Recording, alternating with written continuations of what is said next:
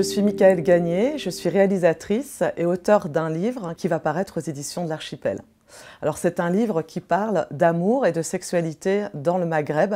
L'idée c'est de décliner en 12 ou 15 chroniques l'histoire de jeunes gens ou de gens un peu plus âgés qui vont me raconter quelle est leur vie amoureuse en Tunisie et au Maroc. Puisque en ayant vécu 3 ans en Tunisie, je me suis rendu compte qu'il était extrêmement compliqué d'avoir des relations amoureuses affichées, libres, ouvertes. C'est-à-dire qu'aujourd'hui, les jeunes encore sont obligés de se cacher pour vivre leur histoire d'amour.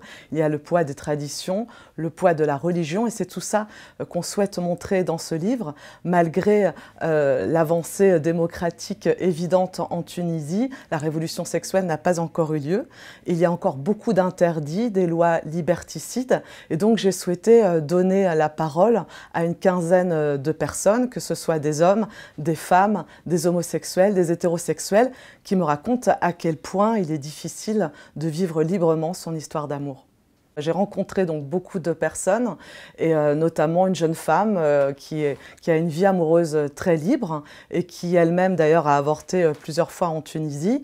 Et malgré cela, malgré sa liberté d'expression et malgré la liberté qu'elle veut mener dans sa vie amoureuse, doit subir beaucoup de pression familiale et puis doit se cacher aussi quand elle veut recevoir des amants chez elle. Elle a évidemment une pression très grande pour se marier parce qu'elle a 30 ans. Elle est presque déjà périmée, comme on dit là-bas. Et du coup, sur elle, effectivement, est exercée une pression très très forte de la société. Elle a aussi du mal à trouver des hommes qui lui correspondent, des hommes qui acceptent sa liberté, des hommes qui acceptent qu'elle puisse boire, qu'elle puisse sortir. Et finalement, elle est assez prisonnière de cela.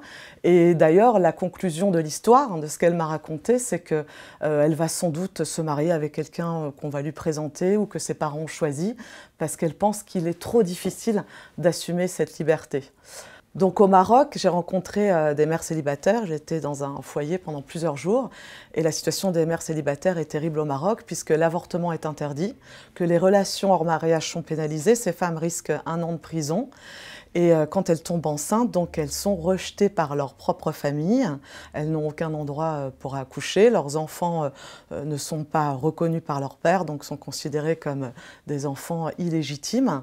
Et ces femmes donc vivent complètement recluses dans ces foyers et sont vraiment rejetées par la société tout entière. Elles n'ont aucun choix, parce qu'en fait, elles subissent la double peine, c'est-à-dire que souvent, elles ont accepté d'avoir une relation sexuelle avec un jeune homme, avec leur ami, peut-être qu'elles connaissent même depuis très longtemps. Celui-ci leur a souvent proposé le mariage, et en fait, qui n'a pas eu lieu. Et elles se retrouvent donc enceintes et elles ne savent pas quoi faire de leur enfant. La plupart se suicident et d'autres les abandonnent dans la rue. Au Maroc, il y a 24 enfants par jour qui sont abandonnés, trouvés dans les poubelles, dans les rues, par les passants, les policiers. C'est un véritable fléau et c'est quelque chose qui n'est pas très connu. Au Maroc, on y va pour visiter les riads, pour le soleil, mais on ne sait pas que c'est une société extrêmement dure pour les femmes.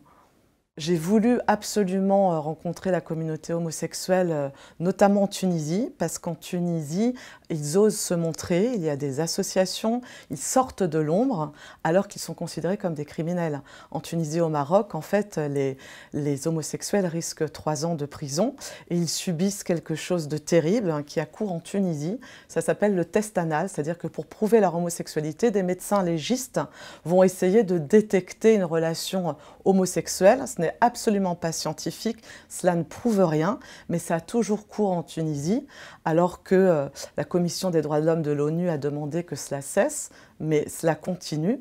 Et la vie des homosexuels dans le Maghreb en général est extrêmement difficile. Ils subissent aussi des agressions verbales et physiques tous les jours. Il y a à peu près 120 homosexuels en prison en Tunisie, et pourtant c'est le pays qui leur offre quand même la possibilité de s'exprimer, mais qui ne leur offre pas la possibilité de vivre leur amour ouvertement. On a aussi abordé un sujet qui est très connu dans le Maghreb, mais qui reste extrêmement tabou, c'est la reconstruction de l'hymen, c'est-à-dire que la majorité des jeunes aujourd'hui, que ce soit au Maroc, en Tunisie ou en Algérie, ont des relations sexuelles hors mariage, avant le mariage notamment.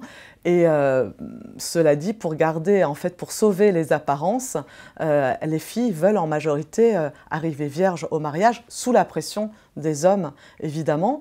Donc pour cela, elles se font reconstruire, réparer l'hymen, et ce sont des gynécologues qui le font dans des cliniques publiques ou privées. Alors c'est pas interdit, c'est pas illégal, mais il faut que ça reste secret, puisque les jeunes filles viennent en fait sans le dire à leur famille. Généralement, elles prétextent un rendez-vous ou de sortir de la maison familiale pour aller se refaire l'hymen. Ça coûte cher, ça coûte l'équivalent de 250 €, ce qui est le salaire moyen en Tunisie. C'est douloureux et c'est vraiment, comme dit le gynécologue, pour faire plaisir au futur mari. Et j'ai rencontré beaucoup de jeunes hommes qui ont fait des études, cultivés, de la classe moyenne ou supérieure, qui disent très clairement qu'ils ne veulent pas d'une femme de seconde main, c'est-à-dire d'une femme qui puisse avoir été touchée auparavant.